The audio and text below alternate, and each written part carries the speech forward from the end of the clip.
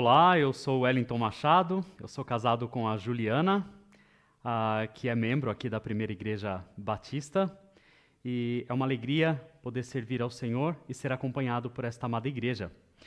Hoje eu gostaria de compartilhar aqui com os irmãos um pouquinho sobre os 8 segmentos menos evangelizados do Brasil, a considerar aqui a evangelização das crianças.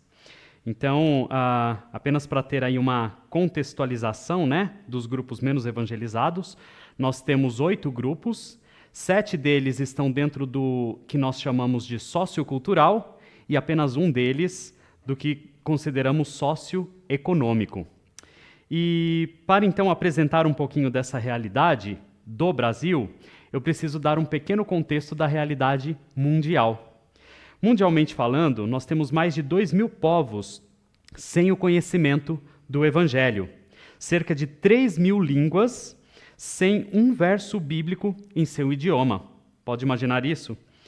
2 bilhões de pessoas que não conhecem o Senhor Jesus. Pelo menos isso, De acordo com uma publicação recente, final do ano passado, de 2024, a Missão Mais e a Voz dos Mártires noticiaram que os cristãos são proibidos de ensinar o Evangelho às crianças lá na Ásia Central. E neste comunicado, neste informativo, estava dizendo o seguinte: alguns governos da Ásia Central proibiram qualquer tipo de ministério voltado para as crianças. Ainda assim, os cristãos na região permanecem comprometidos em ensinar às crianças sobre a Bíblia e sobre o Senhor Jesus Cristo.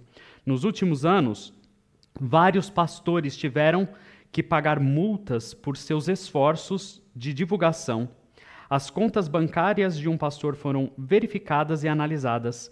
Quando suas atividades foram descobertas, ele teve que pagar uma multa enorme, relata um missionário local.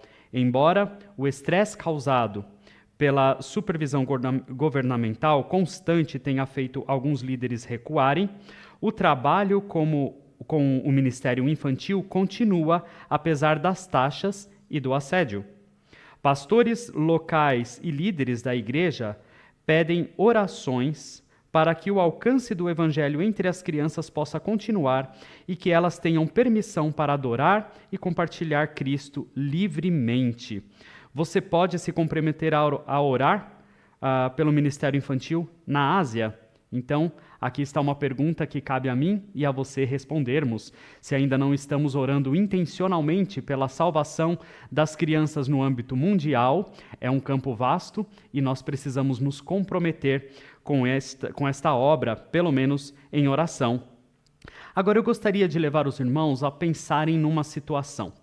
Imagine que alguém que tem uma visão pela evangelização das crianças, se comprometa a ir para um dos povos menos evangelizados do Brasil, e logo mais saberemos quais são eles, e de repente chega, suponhamos aqui então já de antemão, numa aldeia indígena, e ele começa, bem intencionado, a pregar o evangelho exatamente da maneira como ele recebeu dentro do seu contexto cultural, da sua igreja, dentro de um clube bíblico, com as crianças, e então começa a contar, talvez usando as cores do livro Sem Palavras, e então falar do Evangelho com a base que nós temos já, uma base cristã, o alicerce que nós temos para então conseguirmos fazer as conexões e compreendermos a mensagem que está sendo transmitida. Porém, naquele contexto, a realidade será bem diferente. E uma vez que chegamos ali, bem intencionados, e começamos a pregar dentro com o nosso filtro cultural, a nossa cosmovisão, é o que chamamos, então terá aí algumas falhas na comunicação.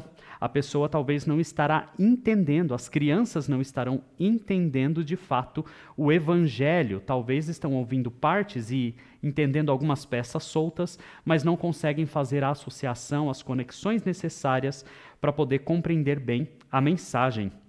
Então, diante dos desafios no alcance das crianças, dentre os povos menos evangelizados, precisamos apresentar-lhes um pouco desta visão necessária.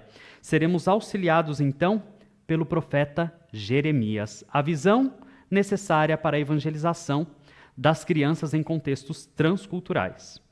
passou a cega, findou o verão e nós não estamos salvos. Pensemos então neste versículo que está em Jeremias 8:20. Jeremias. Deixa eu voltar aqui. Jeremias 8:20. Vou ler novamente. Passou a cega, findou o verão e nós não estamos salvos. O povo de Israel e Judá, Reino do Norte, Reino do Sul, tiveram tempo suficiente para poder se arrepender dos seus pecados, da idolatria em que viviam, de 21 anos, mais ou menos, de apostasia religiosa, de um abandono do temor do Senhor, mas não quiseram. E por isso, o castigo era inevitável, sobreviria. Assim como aconteceu com o Reino do Norte, que foram exilados para a Síria, assim também aconteceria certamente com o Reino do Sul, que seriam dominados pela Babilônia. E aí o profeta Jeremias, o profeta chorão, se entristece e lamenta por tudo que aconteceria com o seu povo, com o povo, na verdade, de Deus. O povo, no caso ali, o Reino do Sul, o Reino de Judá. E o profeta se entristece, mas ele não tem o que fazer, além de anunciar esse juízo ao povo, orar pelo povo e chorar, lamentar muito, porque Babilônia veio chegando. As ideologias do mundo também têm chegado, têm subjugado, têm engolido a mente e o coração, muitas vezes, das nossas famílias, e por isso, logo, os resultados virão. A colheita é certa. O lamento virá se não tomarmos uma posição muito firme quanto a nos arrependermos e olharmos com o temor do Senhor, inculcarmos a palavra de Deus às nossas crianças e alcançarmos os nossos pequeninos dentro da nossa própria casa, dentro da igreja, dentro da nossa nação e no âmbito mundial. As crianças precisam urgentemente ser alcançadas com o temor do Senhor, com o evangelho verdadeiro de Jesus Cristo e viverem então para a glória do Senhor. Deus, como se tivesse que dar alguma explicação ao profeta Jeremias, ainda assim justifica o seu juízo mostrando o descaso do povo para com ele mesmo, o próprio rei, criador do universo, o qual tinha direcionado o povo a viverem para o único e verdadeiro Deus, para ele, temerem a Deus, amar e guardar os seus mandamentos. Pois bem, tornaram-se completamente idólatras. E aí então chegamos ao ponto de vermos ele dizendo que passou a cega, como diz o versículo, findou o verão e nós não estamos salvos. Os pássaros saem para o inverno, voltam para o outono para a sua sobrevivência. Porém, um povo de coração duro e obstinado, o verão passou. Passou também a época da colheita, cega, mas não estamos salvos. Por isso, o profeta está aturdido, lamentando, com o coração realmente apertado pelo que sobreviria àquele povo. A cidade de Gileade, que ali estava, era conhecida pelo bálsamo de qualidade feito por ali. Porém, não existia cura para a desobediência obstinada do coração de Judá. E o nosso coração, como está? Será que distante do temor do Senhor? Será que estamos atentos? Os nossos olhos estão vendo a grande Babilônia que se forma com ideologias no nosso mundo e tem bombardeado as nossas famílias?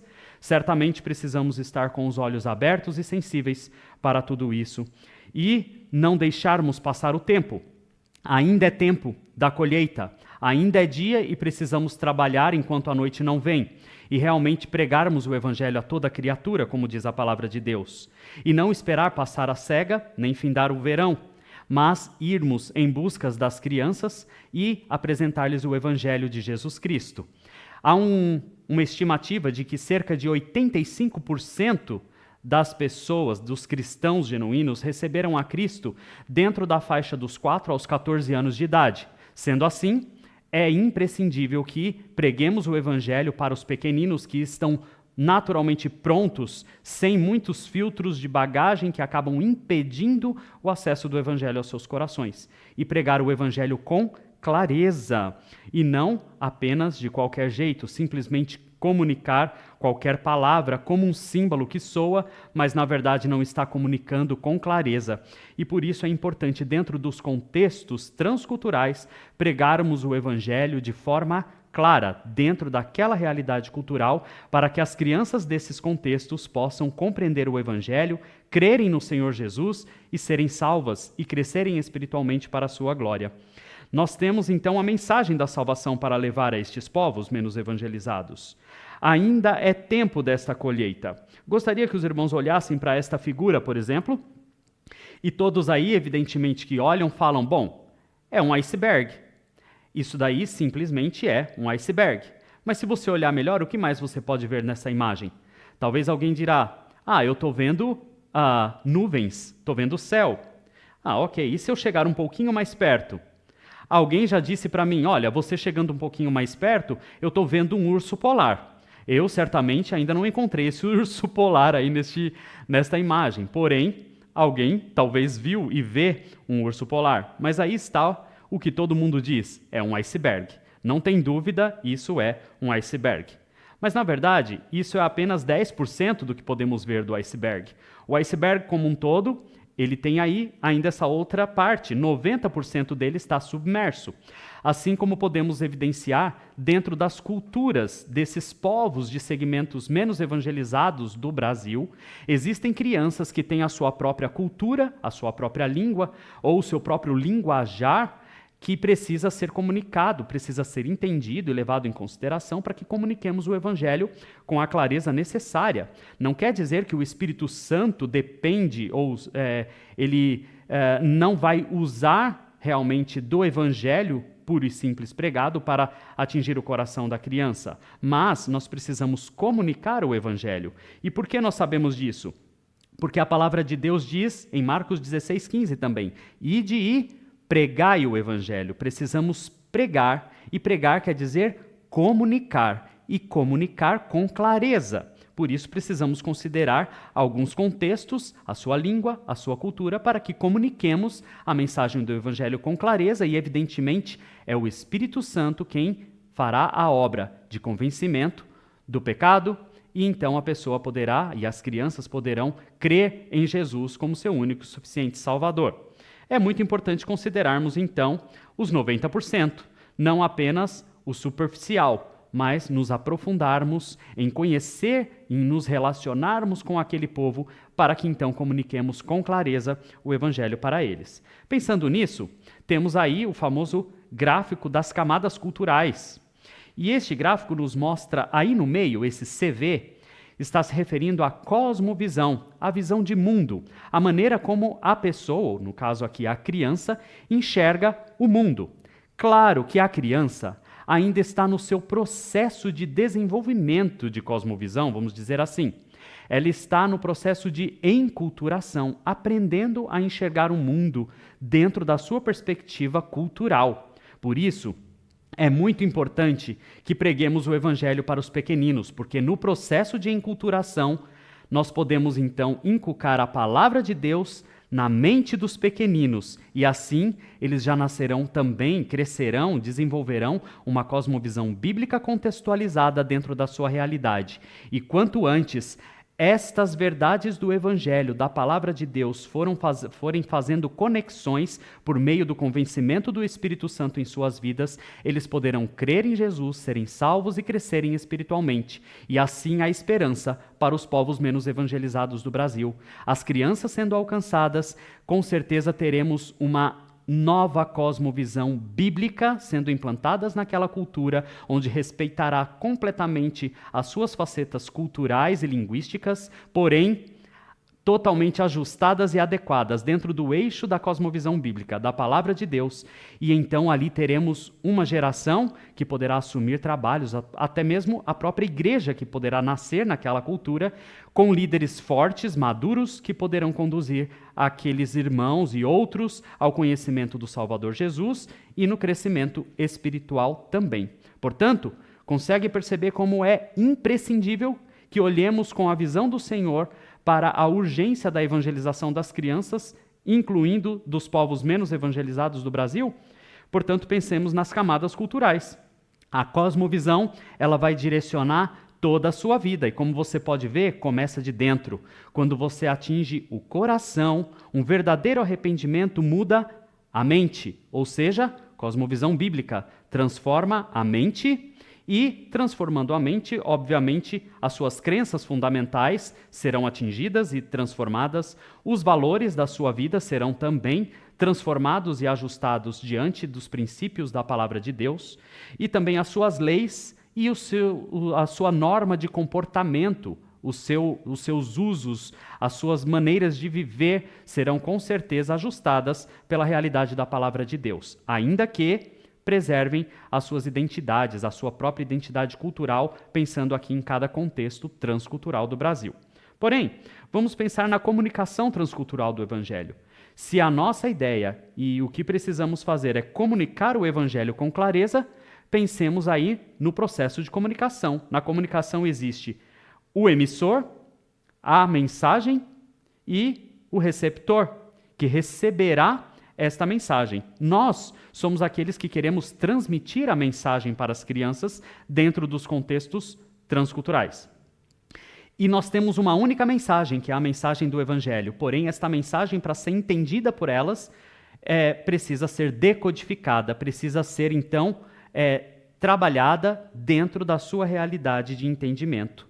Ok? Então, essa é a dimensão. Então, pense aí na cultura X e a cultura Y, a nossa cultura e a cultura da criança que receberá o Evangelho. Temos a mensagem codificada dentro dos nossos códigos, precisa ser adaptada e transmitida para o código do receptor. A mensagem, então, decodificada. Dentro disso, precisamos levar em consideração, como já falamos, as cosmovisões diferentes daquele povo, a visão de mundo daquele povo, que também os processos cognitivos, que seria as formas de pensar, como aquele povo realmente pensa e aprende. Será que eu preciso deixar as crianças dentro de uma sala, sentada em fileiras, para poder ensinar? Ou o processo é outro? Como que é transmitida a mensagem para eles? Será que é da forma como nós estamos acostumados na nossa cosmovisão, na nossa cultura? Um professor simplesmente passa e relata sozinho aqui todas as informações fragmentadas dentro de caixinhas para que a gente tente entender? Ou, normalmente, nos povos indígenas, por exemplo, a forma será outra, a oralidade. Contaremos histórias usando o seu contexto natural no seu dia a dia e então assim estaremos comunicando mais claramente a mensagem do Evangelho. Por isso precisamos também considerar os seus processos cognitivos. A forma linguística também deve ser muito bem considerada, que são as formas de expressar ideias. Como que eles expressam, de fato, as suas ideias? A língua que eles usam é o português? Tem um regionalismo? Tem uma outra língua? Tudo isso precisa ser considerado. Outro, os padrões de comportamento, as formas de agir. Como é que esse povo age e reage às informações? Como é que eles se comportam diante também da transmissão, né, para você poder transmitir a mensagem com clareza para eles. Como é o tipo de comportamento deste povo? Eu vou falar com eles, eu falo primeiro com os homens, eu falo primeiro com as crianças. Se eu chegar lá comunicando diretamente com as crianças, será que eu não estarei talvez interferindo em algo muito peculiar daquela cultura e não vai ser muito bem visto e bem aceito? Então precisamos entender esses contextos também para comunicar o Evangelho com clareza. Imagine as estruturas sociais também, a forma de interagir, como que nós vamos nos comunicar, com quem eu vou me relacionar. Posso me relacionar com as crianças? Posso me relacionar com mulheres que talvez estarão juntos acompanhando seus filhos? Posso estar ali conversando com todo mundo?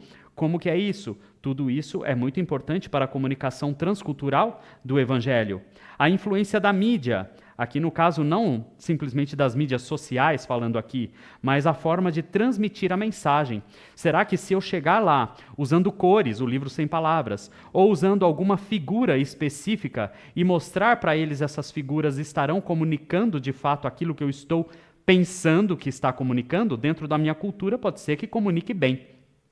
Mas e naquela cultura? Será que eles estão entendendo muito bem isso? Ou será que eu preciso usar o famoso graveto na areia como o Senhor Jesus, ao invés de tentar superestimularmos aquele povo, aquelas crianças, com informações extras e com imagens e recursos visuais, será que o mais simples, talvez a entonação da voz, talvez uma dinâmica diferente, ou simplesmente um desenho com o graveto na areia mesmo, não vai comunicar muito mais adequadamente? Tudo isso é importante para comunicarmos o Evangelho com clareza, porque a proposta é que o Evangelho seja pregado a toda criatura, incluindo as pequenas criaturas e as pequenas criaturas de contexto transculturais também. Mas, para que esta mensagem seja comunicada com clareza, precisamos entender essa dinâmica cultural e ter os cuidados necessários, ainda que o Espírito Santo é quem convence. Todo cuidado necessário vai nos ajudar muito e o Senhor quer que usemos para comunicar o Evangelho com clareza. Talvez até mesmo as fontes de motivação, as formas de decidir.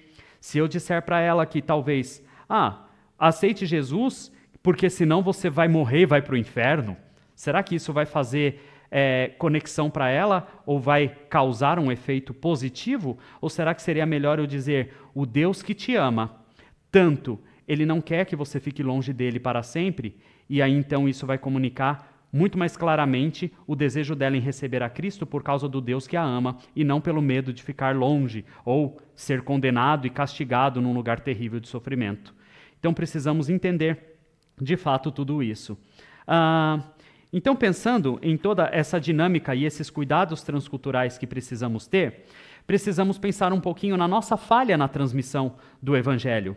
Talvez nós não estamos ouvindo o clamor de muitas crianças, assim como está descrito aqui no texto que lemos, não é? De Jeremias 8:20, passou a cega, findou o verão e nós não estamos salvos.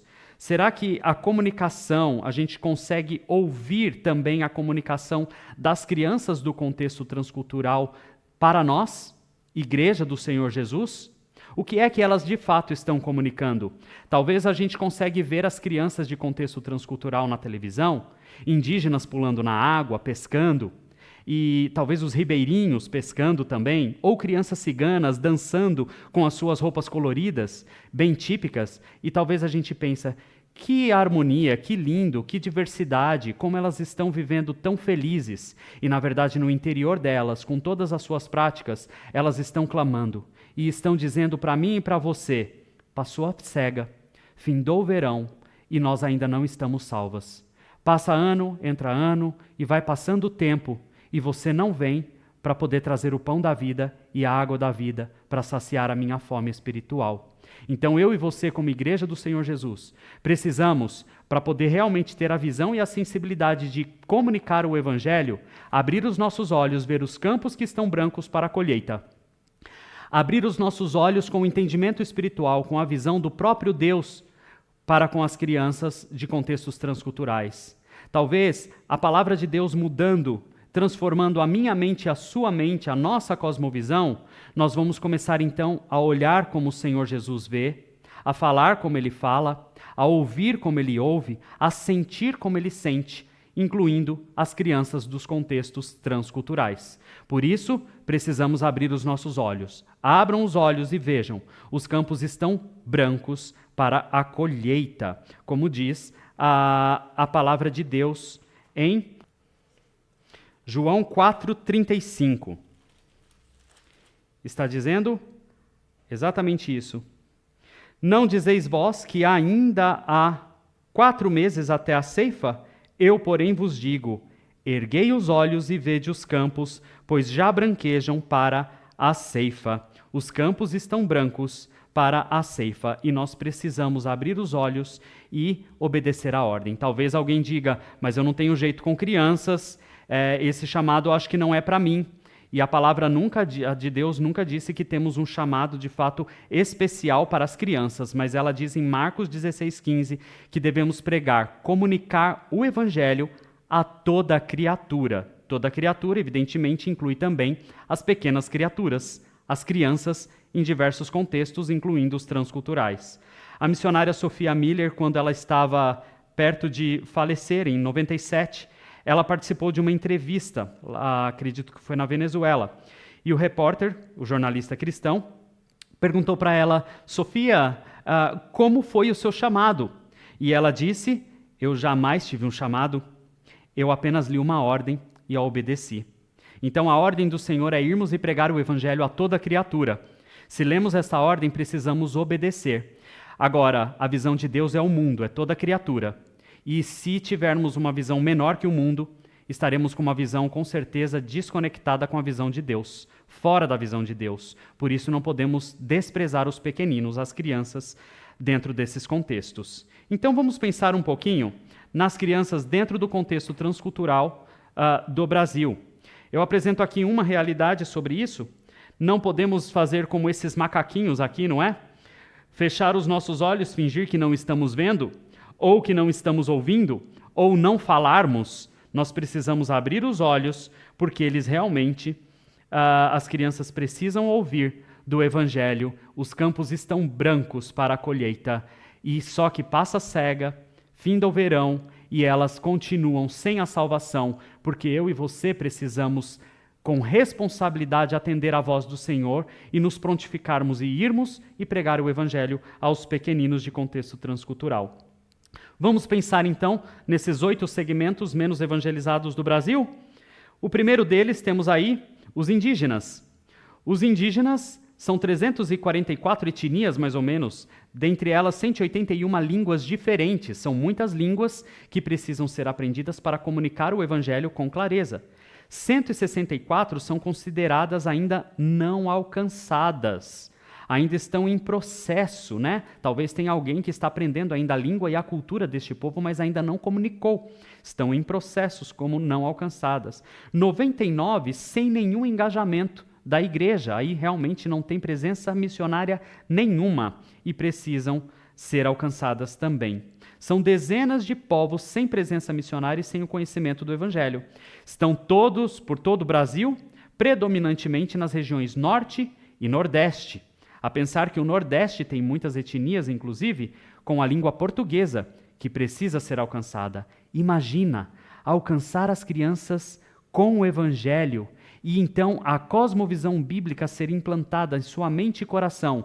Essas crianças poderão alcançar a sua própria etnia num futuro bem próximo, se fizermos com intencionalidade um trabalho muito bem feito nesta linha de base, para que então não vivamos na corretiva, mas sim na preventiva, inculcando a palavra de Deus para que as próximas gerações tenham esperança, e a esperança é o Senhor Jesus.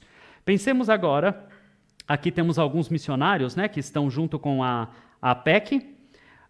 Já temos muitos outros que estão começando a trabalhar com as suas próprias etnias para alcançar as suas crianças. E imagina, já são tantos assim e ainda tem chegado novos missionários. Deus seja louvado por cada um desses que tem chegado. E eu e Juliana, minha família, estamos aí com esse desafio de cooperarmos com a APEC em toda essa estrutura, com todos esses cuidados já mencionados, para que o Evangelho seja comunicado com clareza aos pequeninos de contexto transcultural. Ore por nós. Temos aí cooperando também com outros missionários da APEC, que já têm contato com etnias indígenas também. Vamos pensar aqui na próxima etnia, se é que ele vai passar. Ok, os ribeirinhos. Os ribeirinhos, a maior concentração dos ribeirinhos está na bacia amazônica, com cerca de 37 mil comunidades distribuídas pelas centenas de rios e igarapés. A maioria delas estão a cerca de 100 quilômetros das principais cidades, já tem contato com algumas igrejas da proximidade. O maior desafio é mais para dentro, naqueles lugares onde, quando baixa o rio, você já não tem mais acesso e eles ficam ilhados. Ainda existem muitos ali que não foram alcançados e precisam ser alcançados com o Evangelho do Senhor. E quem irá? Na APEC, nós temos aí algumas missionárias que têm contato, não estão vivendo diretamente com os ribeirinhos, mas têm contato com os ribeirinhos ali no Amazonas. Agora, uma outra realidade são os ciganos. Os ciganos eles chegaram aí no Brasil no século XVI e tem 3 grupos predominantes. Eles sofreram muito, né, com preconceitos e tudo mais, sendo discriminados, e por serem muito diferentes, até terem uma linguagem diferente. Os grupos predominantes é o Calon, Ron e Sinti. e há um sincretismo religioso muito grande dentre eles. Por isso eles aceitam tudo, mas ao mesmo tempo misturam tudo e acabam não crendo no verdadeiro Jesus. O maior grupo é o Calon, e esse grupo é que eles têm talvez aí algum contato maior com outros missionários, né, com algumas missões, por ser um grupo maior. Eles chegam a 700 mil ciganos aqui no Brasil, né, e eles estão espalhados por todo o território nacional, em bairros e grandes e pequenas cidades e nos diversos acampamentos em constante êxodo, porque eles são seminômades também. Então, há pouquíssimo envolvimento missionário para o alcance desse segmento. Como deixar tudo e acompanhá-los, não é? E há uma grande necessidade. Não há ainda nenhuma ação, pelo menos com a APEC, no alcance com os ciganos. Já teve no passado, mas atualmente não. E quem irá? Precisamos de mais trabalhadores. Rogue ao Senhor da Seara que mande trabalhadores. E também os sertanejos. Os sertanejos, ele tem a presença evangélica já tem crescido significativamente entre os sertanejos. Nos últimos 10 anos, centenas de assentamentos têm tido a aproximação da igreja brasileira. Mas o desafio da evangelização continua sendo muito grande. Estima-se que ainda existem mais de 6 mil assentamentos sem a presença do evangelho. Então, até o último censo ali, eram 51 milhões de habitantes, né, e a menor porcentagem de evangélicos, que seria 13%. Então, precisamos muito de mais trabalhadores também. Eles se consideram bem católicos, mas eles possuem diversas crendices também dentro do seu contexto. A religião, ela é passada de pai para filho, até como uma forma folclórica, como uma herança cultural, como dizem. E dessa herança cultural, se tiver alguém que abandona isso, ele realmente acaba sendo considerado como uma desonra para a família, não é? Então, são muito desconfiados com tudo, mas há possibilidades, pela força do Senhor, de chegarmos até eles e pregar o evangelho a todos eles, tá bom? Então, a APEC também tem alguns trabalhos. A gente tem a Érica, que está com os sertanejos na região do Paraíba. E nesse ano ela vai ter aí do dia 11 a 22 de setembro um projeto ali no Impacto Evangelístico Cariri, na Paraíba. Há a possibilidade de se inscrever e fazer parte desse projeto para conhecer um pouquinho da realidade ali. Mas eu fico muito alegre de poder participar dos evangelismos no sertão, aqui na região mesmo de Vitória da Conquista, quando posso atuar com o projeto Boa Semente. E se você ainda não faz parte do projeto Boa Semente, eu desafio os irmãos a se comprometerem, a realmente munirem forças aí com a Ângela e toda a equipe, para que alcancem as crianças do nosso sertão. Há muita necessidade e há uma grande possibilidade de portas abertas aqui perto de cada um de vocês. Então não perca a oportunidade. Se envolva, se comprometa, alguma coisa você pode fazer e crianças podem ser salvas pela sua demonstração de obediência à ordem do Senhor em ir e pregar o evangelho na dependência dele para que elas sejam salvas. Então não perca a oportunidade. Um outro grupo são os quilombolas. Os quilombolas, eles também estão espalhados aí pelo Brasil afora, né? Há cerca de 5 mil comunidades quilombolas no Brasil. Reconhecidas pelo governo, nós temos apenas 3.500 comunidades. E temos comunidades quilombolas aqui na região de Conquista também, com muita necessidade. Elas estão em todas as regiões do Brasil, com maior predominância no Nordeste brasileiro. E estão em quase todos os estados, exceto no Acre e Roraima, onde não há comunidades, pelo menos certificadas pelo governo. Estima-se que 2.000 comunidades permanecem sem a presença da Igreja de Cristo. Os quilombos são descendentes de africanos que fugiram da escravidão e opressão e organizaram suas comunidades, chamadas de comunidades afrodescendentes, nos últimos 200 anos em locais escondidos e distantes das rotas dos bandeirantes e dos centros de comércio. Por isso, muitos têm até uma certa resistência pela herança cultural que também eles têm e o que já aconteceu no passado. Mas o evangelho pode transpor barreiras e ele transpõe. Através da nossa obediência, o Senhor pode nos usar para a glória dele também. Se envolva. A APEC tem uma missionária que está, se eu não me engano, no Maranhão, que é a Geisa. E temos aí também o desafio com os imigrantes, pensando no sexto grupo. Os imigrantes ou a diáspora. No Brasil, nós temos uma boa representação de imigrantes aí, de aproximadamente 100 países. Imagina, com uma população total de cerca de 300 mil pessoas. É um grande campo missionário. Em São Paulo é o estado que concentra a maior quantidade, né? Seguido do Rio de Janeiro, Paraná, Rio Grande do Sul, Distrito Federal, Roraima, mas também tem nos demais estados. Dentre as 100 nações representadas, 27 não há liberdade de envio de missionários. Não pode ser enviado missionários para esses locais, desses países que estão representados como imigrantes aqui no Brasil. Muitos deles estão ali no que chamamos janela 1040, que é aquela faixa do globo onde há maior concentração de perseguição religiosa, né? Não há liberdade. A Síria é o país com maior número de imigrantes, com cerca de 35% do total. E olha que legal, aqui no Nordeste, em Recife, encontra-se a maior comunidade chinesa do Nordeste, onde não temos possibilidades, muitas vezes, de entrar nesses países para pregar o Evangelho, agora temos a possibilidade no nosso país, enquanto ainda temos a liberdade. Por isso, precisamos aproveitar a oportunidade e pregar o Evangelho aos imigrantes que estão ao nosso redor, no nosso país, para que então eles, carregando aí a mensagem de Cristo, uma vez que receberem a Cristo como Salvador, possam ser usados para a glória de Deus na vida de seus familiares e de sua nação também. Precisamos aproveitar as oportunidades. Existem alguns missionários da APEC trabalhando com algumas crianças nesse contexto também. E um outro contexto aqui, que no caso seria o sétimo que vamos pensar, é a comunidade dos surdos. Por que os surdos são comunicados como sociocultural, né?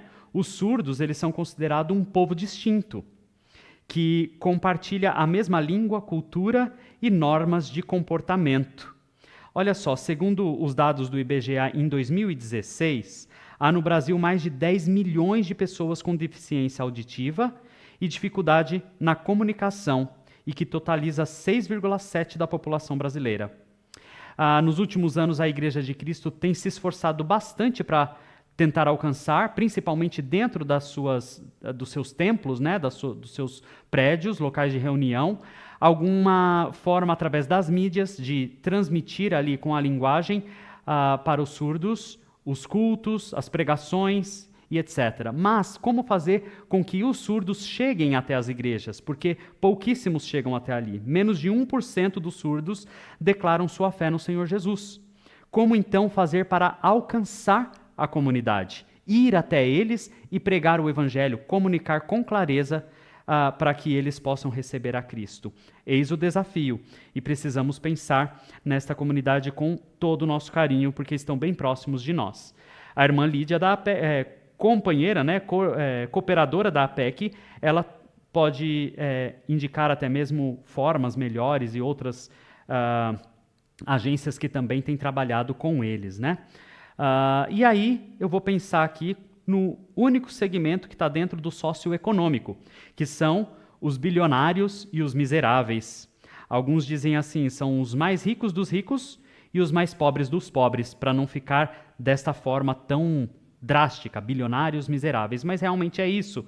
São aqueles mais ricos que estão nos palácios e protegidos pelos grandes condomínios, onde não temos acesso até essas crianças. Como então pregar o Evangelho? Talvez através do porteiro, talvez através de uma pessoa cristã que é a babá, ou a cozinheira, ou o motorista, quem sabe.